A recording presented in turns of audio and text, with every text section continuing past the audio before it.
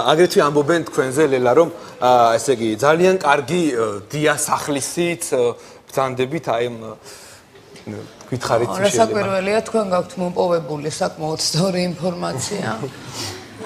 მინდა ვთქვა რომ მე არა მარტო სცენაზე ასევე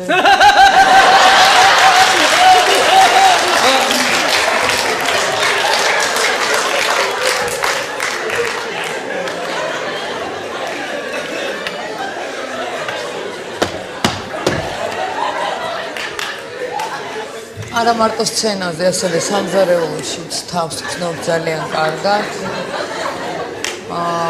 აღსანიშნავია ასევე